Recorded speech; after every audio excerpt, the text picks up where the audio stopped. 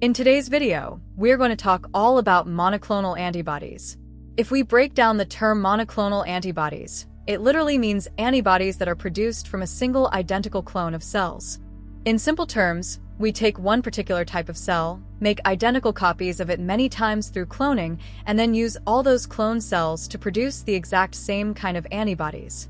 These identical antibodies can then be collected and are known as monoclonal antibodies.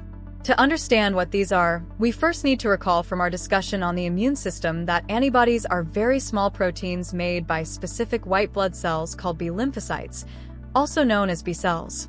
These antibodies play a crucial role in helping the body fight off infections.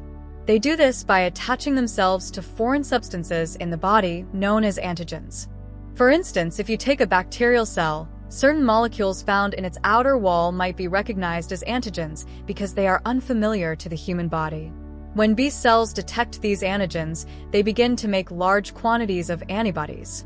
These antibodies, often represented as Y-shaped structures, then spread throughout the body and attach themselves to any invading pathogens that have matching antigens. If more bacteria of the same type enter the body with the same antigens, the existing antibodies can still recognize and bind to them, helping the immune system deal with the infection more effectively.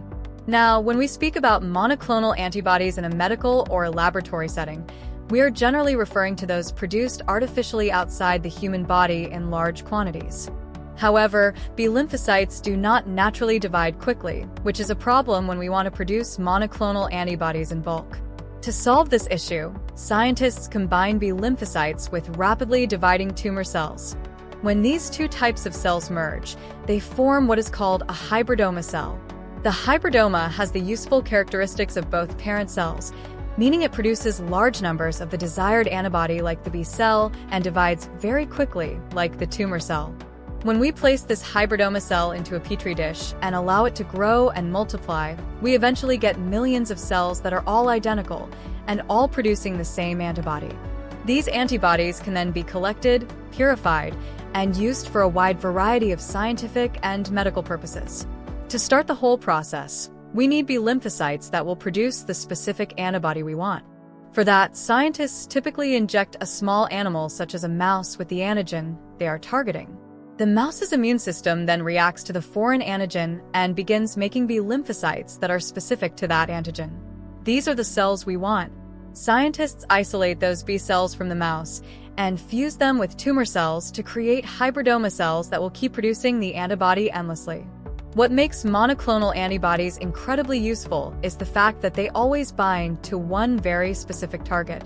By carefully selecting the right B lymphocyte, scientists can essentially design monoclonal antibodies to attach to almost anything they want, including specific proteins or cells in the human body, harmful pathogens like bacteria or viruses, or even chemical substances.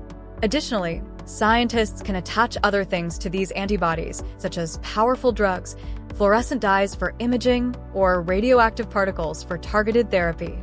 For example, if scientists create monoclonal antibodies that attach specifically to an antigen found only on cancer cells, they can then link a drug or radioactive material to the antibody.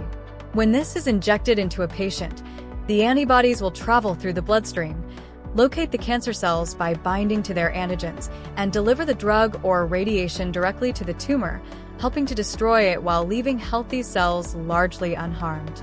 This makes monoclonal antibodies extremely valuable in medical treatments, especially for targeting diseases that are otherwise hard to treat. That brings us to the end of the explanation. If you found this information helpful and informative, then please consider giving the video a like and subscribing to the channel for more educational content. We hope to see you again in the next video.